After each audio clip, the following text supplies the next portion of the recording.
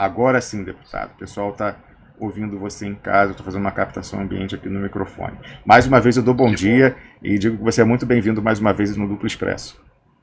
Eu que agradeço mais uma vez por essa oportunidade aí de estar conversando com vocês. Deputado, você esperava, né? Você é o cara do momento, né? Todo mundo está conversando aí sobre essa história do juiz ladrão. Você esperava que houvesse uma reação? Logicamente, você esperava que houvesse alguma repercussão, mas você esperava o nível da reação que está tendo dos adversários do campo do governo, com essa tentativa de intimidação, de levar uma representação ao Conselho de Ética, e de cada vez que você repete isso na Câmara, pelo que eu tenha contado, você já falou ao menos 3 vezes essa semana que ele é juiz ladrão em 3 oportunidades distintas. Você esperava que o pessoal da bancada do governo ficasse tão nervoso, sempre tentando caçar sua palavra?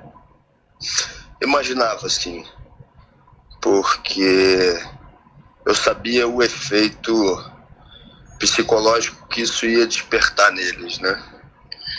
Isso é o efeito espelho. Para eles, o Moro podia ser chamado de tudo. Podia ser chamado de autoritário, podia ser chamado de juiz parcial, mas ele não podia ser chamado daquilo que ele tenta apresentar como corte de diferenciação em relação aos outros, que é de ladrão. Mas é o que, na verdade, ele é, um juiz ladrão. Exerceu exatamente esse papel quando ainda estava na Lava Jato em Curitiba. Com certeza. Esse é o entendimento também nosso aqui. Aliás, um dos nossos comentaristas, o João Jataíde, que está acompanhando aqui a entrevista também, ele tinha lançado essa proposta no ano passado, dizendo que era preciso traduzir para a linguagem popular o entendimento, e justamente a gente podia se valer aí da paixão do brasileiro pelo futebol e dessa expressão do juiz ladrão para tentar transmitir exatamente como você fez, pintando a parcialidade, falando a tudo, e o nome que o povão dá é juiz ladrão. Você teve essa preocupação quando você fez isso de dialogar com o povão também e sabia que aquilo ia ter um impacto, mas que ia ser numa linguagem ali que a maior parte das pessoas compreenderiam, poderiam fazer uma... E percebendo que ele se esquivava das perguntas, que ele simplesmente não respondia e que tentava delimitar o que era um juridiquês, mesmo ele tendo formação frágil na área jurídica, eu tomei a decisão de fazer questionamentos que pudessem ser amplamente compreendidos e, mais do que isso, né, de mostrar que a representação de Moro e o que ele faz ainda como ministro da Justiça deixou de ser uma simples discussão de tese jurídica há muito tempo. Por isso até você sabe que eu sempre vou defender a amplitude da oposição, sem sectarismo, mas acho que não cumpre um bom papel aqueles parlamentares de oposição que ficam falando em extremismo e dizendo também que o que estava ali devia ser uma discussão de tese jurídica. Quem ainda está com esse raciocínio é porque não entendeu o que está acontecendo no Brasil. Perfeito, deputado. E aí eu já vou antecipar uma pergunta que eu ia fazer, que é o seguinte. A sua formação é a mesma que a minha no direito, então você, além de uma pessoa que está numa instituição representando a soberania popular no marco de uma democracia liberal burguesa, você, além disso, tem formação jurídica. E você, na qualidade de legislador, alguém que faz leis, né, produz leis, mas também de operador do direito, um jurista, chegou a essa conclusão que aquilo era uma farsa jurídica e decidiu que era mais conveniente do ponto de vista político tensionar a corda naquele momento. E a gente aprende aí dentro da teoria marxista e do que o Marx escreveu sobre o famoso cretinismo parlamentar, né? Aquelas pessoas que acabam sendo capturadas pelo sistema liberal burguês, mesmo vindo de uma origem de esquerda, e achando que a luta de classes pode ser resolvida com as mediações dessas instituições liberais burguesas. Parece que a esquerda brasileira deu uma contribuição muito original para uma marxismo, que é o cretinismo judiciário, né? Então, tem gente aí dizendo que vai ser o STF que vai resolver, que vai soltar o Lula, que vai deixar ele concorrer e tal. E me parece, a gente conversava aqui no início do programa, que você é um dos poucos, se não o único ali, que usa ainda o espaço que essa democracia liberal burguesa dá às vozes de esquerda, mas para tensionar justamente para dizer o que você está dizendo aqui, que é uma farsa, que não tem nada de jurídico aquilo. Por que você é tão excepcional nesse caso, deputado Glauber Braga? Certamente tem várias pessoas de formação jurídica na esquerda. Por que você é o único que ousa dizer que o rei está nu? Eu acho que essa é uma tentação permanente, ou seja, de você acabar aderindo a um jogo, né, que já está pré-estabelecido. Eu vou te dar um exemplo que aconteceu comigo hoje aqui, antes de entrar para falar contigo. Desde o dia seguinte do que eu disse para Sérgio Moro, a máquina de fake news começou a operar com muita força, né? Já no dia seguinte de manhã, disseram que eu tive uma evolução patrimonial ilegal. Já no mesmo dia disseram que eu era filho de Saudade Braga, uma vice-prefeita, que nunca aconteceu, e depois uma ex-prefeita condenada criminalmente e caçada por desvio de merenda, o que também nunca aconteceu, era uma mentira. Agora estão colocando e espalhando um vídeo com um sujeito, com todo respeito, mas com um sujeito barrigudinho, como se fosse eu, onde ele coloca dinheiro dentro das calças, né? Ou seja, numa montagem assim esdrúxula. E aí eu recebi de um veículo de imprensa uma solicitação para que eu respondesse se era verdadeiro que minha mãe respondia ao processo A, B ou C. E aí eu comecei a nossa equipe de comunicação começou a redigir a resposta, mostrando quais eram as mentiras que estavam contidas ali, mas acabava que era no marco do fortalecimento de uma justiça que é de classe. Era dizendo o seguinte: não existe condenação criminal, o que existe é na área civil, porque teve um outdoor de apoio a uma campanha de doação de sangue. E aí, aquela resposta ficou pronta, ia ser redigida, mandada. E aí eu, num determinado momento, falei o seguinte: quer saber? Não vou dar essa resposta, não. Para tudo aí que eu vou dar a minha resposta. Eu não vou deixar mais uma vez ser pautado por um tipo de estratégia que desfoca o que é essencial para reafirmar a importância do sistema judicial que exerce um papel de estrutura de classe no Brasil. Eu não vou deixar transformar a minha trajetória de luta, a trajetória de luta da minha mãe, que é uma mulher honrada, uma nordestina, mulher, que veio do Rio Grande do Norte, que enfrentou as elites locais no município de Nova Friburgo, que foi chamada para ser candidata ainda no período de Leonel Brizola, exatamente pela luta popular que tinha e o trabalho que fazia nas periferias do município, na zona rural. Eu não vou deixar transformar minha trajetória de luta e a trajetória de luta da minha mãe em uma madeira de piroca. Deputado, desculpa interromper, só para esclarecer quem não é do Rio de Janeiro, a mãe do deputado tem essa formação como médica, né? E então ela atuava nessas áreas de periferia, com trabalho social, aí, inclusive com prevenção, né, de consumo à droga pela juventude, etc. E, como você falou, é nesse marco da sua atuação popular que ela é convidada para ingressar no PDT no auge do brizolismo ali nos anos 80, para se candidatar a vereadora, depois chegando aí até a prefeitura, sendo eleita e reeleita, né, deputada? Ela foi primeiro candidata a vice-prefeita, né? Fazia um trabalho de prevenção ao câncer de colo de útero na zona rural, na época que ainda não existia médico de família, e fazia um trabalho nas periferias discutindo doenças sexualmente transmissíveis, uso abusivo de álcool e drogas, né? Fazendo uma discussão na periferia do município que não existia, e por isso foi convidada, já era uma admiradora de Brizola, foi convidada para ingressar no PDT.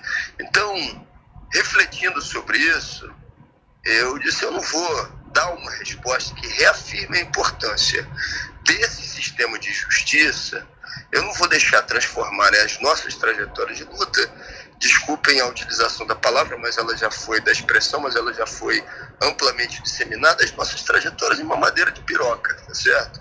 Onde você desfoca o que é o central e opera a máquina de fake news para que você ataque aqueles que estão expondo a realidade dos fatos.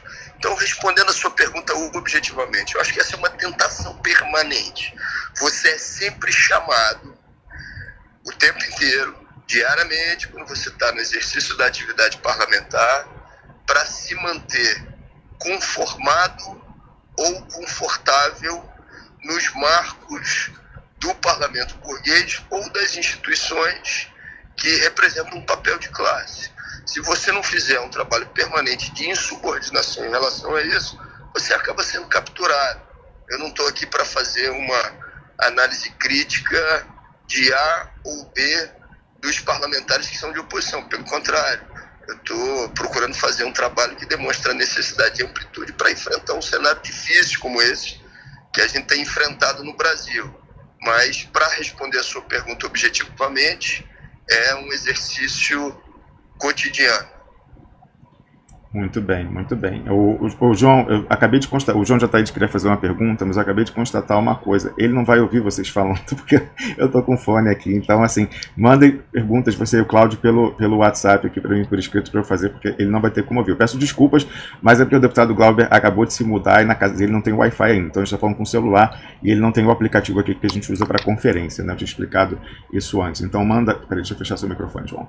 Então, continuando aqui, por enquanto, vai com a minha listinha de perguntas aqui para o deputado. É o seguinte, certamente naquela sessão ali da CCJ na terça-feira, o momento de maior tensão, inclusive porque os parlamentares do governo estavam procurando alguma desculpa para encerrar, foi quando você fez a sua pergunta, e até eu vi algumas pessoas do PT criticando o deputado, você falando, o Glauber Braga deu a desculpa que o Sérgio Moro queria para encerrar, e o pessoal tal, mas se não fosse isso ia ser outra coisa, eles estavam desde cedo querendo encerrar, e eu acho que foi muito bem aproveitado, né, aquele palanque que você tinha ali para fazer o que você fez, né, se dirigindo a ele e fazendo essa tradução para o povão de quem é Sérgio Moro. Eu pergunto o seguinte, teve um outro momento ali de tensão em que o pessoal do governo se exaltou, que foi quando a deputada Érica Cocai, do PT, encaixou 2 vezes na fala dela a palavra banestado, mas assim, falou de uma forma críptica, né, assim, só mencionou assim, o que você está fazendo pode acabar que nem aconteceu com o banestado. E aí, da primeira vez que ela fala isso, começa um zum, zum, zum lá do lado do pessoal do governo, caçam a palavra dela, depois ela volta e tal.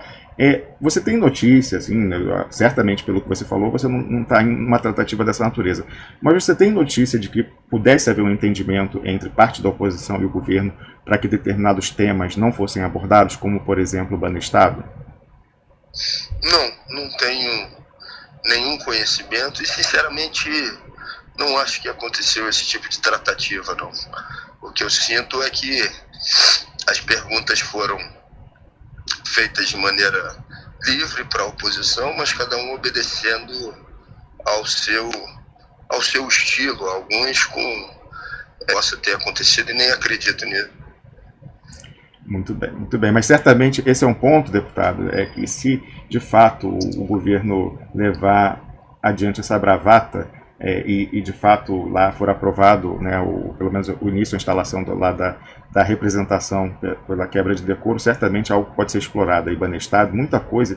A gente está em contato já com a sua assessoria, o Duplo Expresso levantou diversas coisas que podem ser bastante interessantes aí, caso de fato eles deem esse palanque para você provar, como você falou que provaria, se isso for feito, que Sérgio Moro é um juiz ladrão. Deputado, eu queria perguntar mais... Só para complementar, isso pode ter certeza, ou seja, a representação que eles estão fazendo no Conselho de Ética, acho que não vai ser admitida, mas se for, eu vou rolar as 8 testemunhas que têm direito, eu vou pedir a produção de todas as provas possíveis, e podem ter certeza, vai ser mais um espaço para demonstrar que Moro é um juiz ladrão. Aí você desculpa, deputado, eu vou acrescentar, por minha conta e risco, não pela sua, mas sugestões que o Duplo Expresso fará para você e sua assessoria considerarem de algumas testemunhas de interesse nesse caso. Então a gente pode chamar pessoas como o doleiro dos doleiros, o Dario Messer, que teve um papel destacado no banestado e passou incólume pela Lava Jato, ele que mesmo foragido, aí ele está sendo dado negociar uma delação premiada lá com a Lava Jato do Rio, ele pode falar se o Sérgio Moro é um juiz ladrão ou não.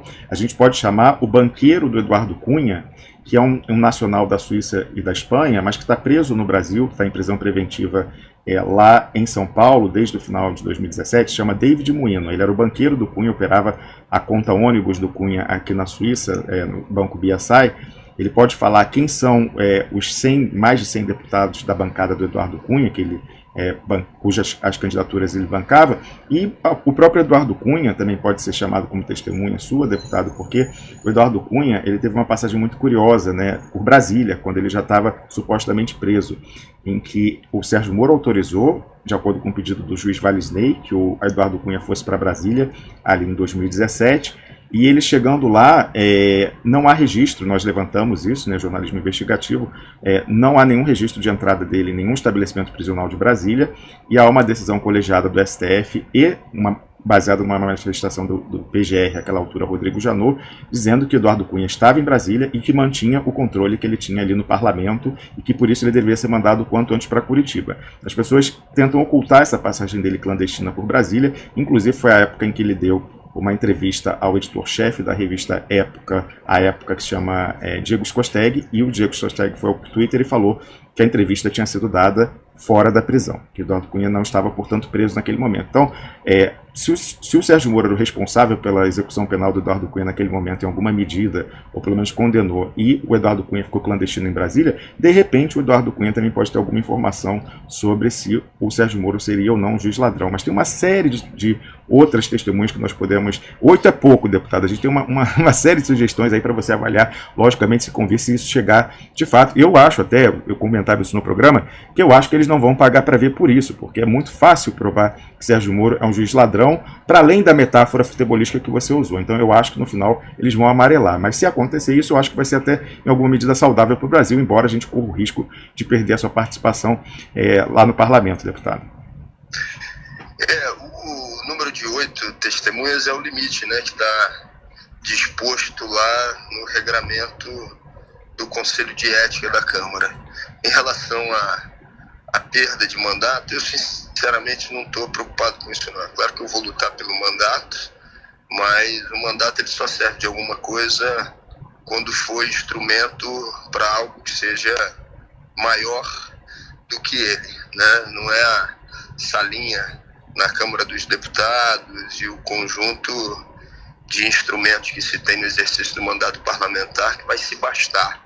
Então, Moro tem muito que se explicar, e claro que as informações que você do Duplo Expresso tem vão ser muito importantes também para esses questionamentos que ele vai ter que responder se a gente tiver a oportunidade de produção de prova e de arrolar testemunha no Conselho de Ética. Deputado, eu até vou depois conversar fora do ar com a sua assessoria e com você também, porque eu comentava aqui no início do programa e falei ontem também que parece que há um alinhamento perfeito dos astros para haver esse questionamento sobre Sérgio Moro no parlamento. Porque eu não sei se você está a par, mas o procurador-geral daqui da Suíça, que chama Michael Lauber, ele está tentando a recondução ao cargo de procurador-geral, mas ele está sofrendo uma grande resistência no parlamento suíço, porque descobriram, né, que a convivência dele com o Deltan Dallagnol aí na cooperação contaminou, ele começou a fazer uma série de ilegalidades aqui. Então ele começou a manter reuniões clandestinas, que ele teria o dever legal de inscrever na agenda dele, com investigados. Então, por exemplo, tem um escândalo da FIFA, ele se encontrou com um dirigente da FIFA sem colocar na agenda, e aí a gente já sabe também que ele manteve diversos encontros com procuradores da Lava Jato, também não colocando na agenda, que era o que ele deveria ter feito. Já tem um advogado suíço que está representando contra ele aqui com essa denúncia, e ele descobriu de uma forma muito prosaica, porque ele recebeu a cobrança pela taxa da visita lá dos procuradores suíços ao Brasil e falou, mas que visita é essa que não está na agenda e tal. Então, o Michael Lauber está na Berlinda, as pessoas analisando as ilegalidades dele, e aí era uma outra testemunha que eu sugeriria, né? Como eu falei, 8 é pouco, mas nós temos uma fonte que revelou para a gente no final de 2017, início de 2018, uma fonte do TI da Odebrecht, revelando como que a investigação da Lava Jato sobre a Odebrecht era combinada. Na verdade, ele falava de todas as falsificações e que as provas que estão sendo usadas para mandar pessoas para a cadeia no Brasil, como o Lula, e até que resultaram, por exemplo, no suicídio de Alan Garcia, elas são falsificadas, fabricadas, porque a pessoa que faz a extração desses documentos lá na Polícia Federal em Curitiba é um ex-funcionário da Odebrecht, chama Paulo da Rocha Soares. E essa testemunha trabalhou para ele, trabalhava com ele e fala como que ele vem falsificando ali, combinado, a mando da Lava Jato, as provas desde o início. Então, por exemplo, seria uma outra testemunha interessante e que teria até uma repercussão internacional, porque você é um parlamentar, certamente isso daria uma enorme visibilidade, isso chegaria à Suíça, porque eles receberam esses documentos da Procuradoria Suíça e eles estão sendo, então, um servidor público da Suíça, o Procurador-Geral, está dando documentos que estão sendo falsificados, forjados no Brasil e servindo para prender pessoas de estatura internacional ou até levar à morte de outra, que é o Alan Garcia. Então, seria um alinhamento assim, perfeito, porque tem essa repercussão, por exemplo, no Peru, mas tem aqui na Suíça também. Então você teria essas sessões no Conselho de Ética da Câmara teriam até uma audiência internacional, eu diria. Então, por isso até que eu acho que eles vão amarelar, deputado. Importantíssima informação. Muito bem. Eu ia perguntar o seguinte também, deputado. Você, não é a primeira vez que você tem posicionamentos corajosos, né? Você, pouco tempo atrás, eu acho que foi no ano passado, se não me engano, então em 2017, que você, sabendo daquelas aeronaves americanas militares que pousaram lá na Amazônia, você se dirigiu para lá para saber o que estava acontecendo. Você também, na votação do impeachment, chamou Eduardo Cunha de gangster. Você sempre foi assim, deputado, de comprar briga, assim, nunca teve medo, nunca se intimidou, porque são forças poderosíssimas. O imperialismo e Eduardo Cunha, que é de fato um gangster, no sentido próprio da palavra. Você sempre foi assim de comprar tupetudo, deputado? Não, eu acho que a gente não tem que comprar briga desnecessária, né?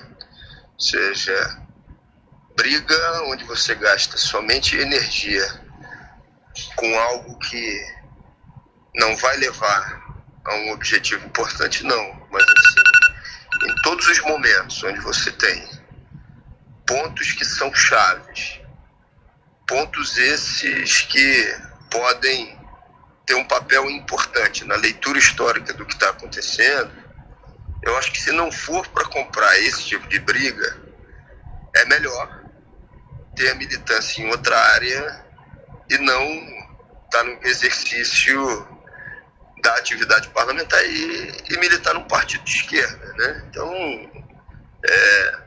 não acho que a briga se auto-justifica se não for pelo papel que ela desempenha em determinados momentos históricos por causas específicas. Muito bem. A gente tem uma pergunta aqui do antropólogo João de Ataíde, que é o seguinte, ele falou: agora o senhor tem a responsabilidade não só do cargo de deputado, mas de ter se tornado uma liderança. O líder é alguém que se define, se posiciona numa determinada situação, se expõe, que faz um ato de coragem e catalisa, condensa a intenção e a atenção de milhões de pessoas. Como o senhor pretende utilizar e alavancar esse protagonismo que era tão esperado pela população? Muitos esperam que o senhor continue batendo forte e não se restrinja à defesa onde os lavajatistas querem colocar o senhor, né? Você bateu, eles querem colocar você na defensiva. Obrigado, ele agradece. Força aí no combate, deputado Glauber Braga. Eu que te agradeço, pode ter certeza. Não vamos para a defensiva, não. A gente vai seguir na ofensiva, vai continuar até o fim, exercendo o papel de demonstrar o que é a representação dessa farsa, o que é a representação de Sérgio Moro, o que eles estão fazendo com o diversionismo dos processos judiciais e por trás, entregando o petróleo brasileiro a preço de banana, colocando o nosso país num papel de subordinação no cenário internacional, nunca visto na história, pelo menos com essas características. Então, a gente vai para a ofensiva, nós não vamos para a defensiva, não. A gente não vai para o lugar em que eles vão tentar nos colocar. A gente vai para o lugar onde a gente tem que estar. Muito obrigado pelas suas palavras. Maravilha, deputado. Eu quero dizer o seguinte, conte com o Duplo Expresso para isso. A gente tem muito material para usar quando isso for necessário. Eu queria perguntar mais uma coisa, deputado. Você se identifica, né, você falava até a história de luta da sua família, vindo da tradição brisolista, que é um nacionalismo de esquerda, um nacionalismo popular. O nacionalismo hoje no campo da esquerda está disperso, a gente não tem propriamente um partido nacionalista de esquerda. Então a gente tem pessoas isoladas, como você no PSOL, a gente tem tinha o Aldo Rebelo no PCdoB, depois foi para outro partido, a gente tinha o Roberto Requião no PMDB. Você acha que essa dispersão ela é positiva para essa bandeira do nacionalismo de esquerda, ou seria melhor ter um partido em que isso fosse identificado claramente como a linha programática principal? Eu acho que no momento que a gente está enfrentando, você precisa reunir forças populares de defesa da nossa soberania que sejam mais amplas do que um partido político. Eu tenho uma honra, um orgulho de ser afiliado, militante do PSOL, mas seria, no mínimo, uma ingenuidade eu achar que um partido político dá conta dos enfrentamentos que a gente tem que fazer no atual momento, no atual período histórico. Então, acho que a nossa tarefa é procurar fazer uma articulação entre os partidos políticos, com figuras, lideranças, militantes que tenham essa mesma percepção e preocupação, mas também para fora dos partidos políticos, junto aos movimentos, à sociedade civil organizada. Tem que ser um movimento que seja mais amplo do que um partido. Muito bem. Uma última pergunta, deputado. O nosso amigo comum, o advogado Samuel Gomes, ex-assessor do gabinete do Requião, ele publicou um post, um vídeo no canal dele no YouTube, eu vou mostrar aqui para quem está em casa, dizendo o seguinte, Glauber Braga, do PSOL, é filho político de Brizola. E aí tem um pronunciamento que ele recortou aqui, seu, lá da tribuna da Câmara dos Deputados. Você, deputado, é da mesma geração que eu. Aliás, eu fui ver, nós nascemos no mesmo ano. Então, a gente viu, ainda muito menino, o auge do brizolismo no Rio de Janeiro, em primeira mão ali, mas a gente viveu, de uma maneira mais consciente, o ocaso do brizolismo, né, da desconstrução que foi, em boa medida, bem sucedida por parte do capital, principalmente pelas mãos do Roberto Marinho, chegando à triste realidade na eleição presidencial de 1994, ele ter ficado em quarto lugar atrás do Enéas Carneiro. E eu não falo isso com demérito para o Enéas, muitas pessoas estão redescobrindo as ideias do Enéas Carneiro, muitas pessoas nacionalistas, mas naquele momento era um voto de protesto, era um voto como quem vota no Tiririca, etc, etc. Então, a partir dali ele não concorreu mais à presidência, em 98 foi vice do Lula, e eu acho interessante, eu queria perguntar se você, sendo companheiro meu de geração, está achando isso também, e visto, né, o auge e a decadência do brizolismo devido aos ataques, essa redescoberta nessa era de redes sociais e vídeos que o pessoal está subindo aí do VHS para o YouTube, o pessoal está redescobrindo o velho Briz, ele está virando ídolo da juventude, assim, muita gente redescobrindo o nacional trabalhismo de Brizola. Como é que você está vendo isso, já que a sua família vem dessa mesma origem? Primeiro, tomar liberdade, que eu sei que você não fez isso, mas eu tomo a liberdade de fazer, né? Ou seja, na minha avaliação, com demérito de Enéas, sim, porque é uma representação completamente diferente, de natureza conservadora, reacionária, e que nem de longe se compara ao que é uma representação popular e de defesa dos interesses da soberania nacional, com um viés avançado como era de Leonel Brizola. Foi a última liderança política que a gente teve no estado do Rio de Janeiro, daqui, ou seja, que atuou, militou, foi governador no estado do Rio de Janeiro, que conseguiu aglutinar as massas populares, né? Que conseguiu, inclusive, entrar, ter maioria popular nas periferias, na zona oeste do estado do Rio de Janeiro, na zona oeste da capital, na Baixada Fluminense. Tanto é que a maior parte das lideranças políticas, se você for fazer uma verificação das lideranças políticas de hoje, a árvore vem do brizolismo, com algumas poucas exceções, né? Brizola faz muita falta, é importante que a juventude saiba quem foi Leonel Brizola, o papel corajoso que ele representou nos momentos mais difíceis da história do Brasil, né?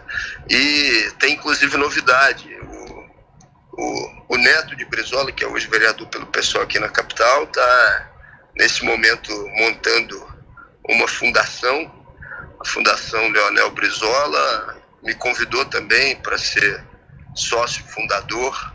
Então, lembrar esse legado para que ele sirva de referência para gerações futuras, na minha avaliação, é algo fundamental, porque Brizola e aquilo que ele representou como símbolo é permanente, não é algo que se esvazia com o tempo.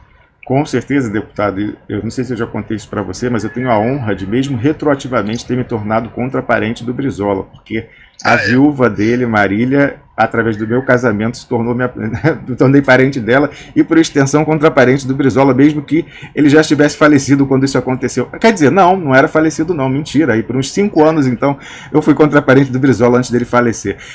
Deputado, falando de família, eu preciso encerrar, né, pedindo mais uma vez, já que você veio aqui ao programa, para você mandar um beijo para uma eleitora sua lá de Nova Friburgo, eleitora da sua mãe, conhece sua mãe, que é a minha tia Mônica, outra parente lá, e que, apesar de ser, em alguma medida, como já falei aqui, conservadora politicamente, ela até tem, então, essa falta de viés para reconhecer os méritos da administração municipal da sua mãe e da sua atuação parlamentar. Inclusive, votou em você quando você concorreu em 2016 e, segundo minha tia Mônica, que eu estou falando, é conservadora, ela falou, olha, o Glauber só não ganhou porque aqui em Nova Friburgo não tem segundo turno. Se tivesse segundo turno, ele tinha ganhado.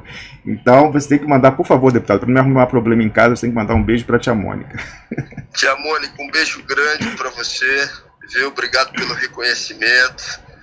E a vida é sempre um movimento, né? E a formação política também é um movimento. Tudo nos atravessa. Ninguém é só conservador, ninguém é só progressista, ninguém é só de esquerda. E que bom que a gente teve a possibilidade aí de tocar a tia Mônica com o trabalho que a gente fez. Um abraço grande para a senhora. Um abraço, deputado. Justamente para não ficar mal também com a tia Mônica, é por isso que o Duplo Expresso está à disposição para ajudar você nesse enfrentamento aí do juiz ladrão. Eu agradeço demais. Agradeço não só pela oportunidade aqui da entrevista, mas pelo papel que o Duplo Expresso vem desempenhando de maneira cotidiana e corajosa. Você sabe que na minha família tem ouvintes, telespectadores permanentes do Duplo Expresso. Minha prima Amanda e o esposo dela, Guilherme, estão sempre acompanhando o programa. Ontem, por exemplo, quando eu estava chegando no Rio de Janeiro, recebi uma mensagem dela perguntando se eu tinha visto o Duplo Expresso de ontem, dizendo que eu tinha que ver. Então, eles estão sempre me dando notícia também do que está acontecendo no programa. Não está sendo tão fácil falar no meu telefone, porque ele foi disponibilizado o número para grupos de extrema-direita. Ah, mentira. Então, foi. Então, eu recebi aqui umas 2, 3 mil mensagens que não são tão elogiosas assim, né? Numa tentativa de desestabilizar a nossa atuação. Não vai adiantar. Quanto mais essa turma mandar mensagem aqui para o meu celular, mas eu vou ter a convicção que a gente está no caminho certo e a gente vai avançar, a gente não vai para a defensiva não. Maravilha. Muito obrigado aí ao deputado, eu queria concluir só falando, deputado, eu queria concluir falando o seguinte, ontem eu me empolguei muito, o pessoal viu, se você for ver o programa de ontem, você vai ver que parecia que eu estava numa tomada de 220, porque talvez esse tenha sido aí a oportunidade que a gente precisava para justamente poder mostrar esse lado do Sérgio Moro. Então, eu falo mais uma vez, eu acho que não vai acontecer porque seria fácil para você demonstrar que o Sérgio Moro é um juiz ladrão e o pessoal vai arregar. Mas se eles forem até o fim, você falando que tem esse desprendimento de reconhecer os limites da representação parlamentar e achar que é por uma boa causa e ir até o fim, certamente a gente vem com bala na agulha também para contra-atacar, deputado. Vamos para cima deles. Combinado. Bom dia para você e obrigado aí pela deferência de ter ficado além do tempo que a gente tinha combinado para essa entrevista. Maior prazer, viu? Um abraço grande, obrigado a todo mundo que acompanhou esse bate-papo. Maravilha, conversamos aqui com Glauber Braga, ele que é esse jovem deputado, aliás, mais que deputado, aí eu vou aderir ao João de Ataíde, né, uma jovem liderança política, né, se projetando mais, ainda tendo a postura que a gente esperava há tanto tempo, né, das lideranças de esquerda, e que entende os limites da participação que a gente tem nas instituições nesse marco liberal burguês, e nesse momento está, sim, né, esticando a corda até o limite ali, e sabendo também, em alguma medida, já que até temos audiência na família dele, aí um beijo para a prima Amanda do Glauber, sabendo que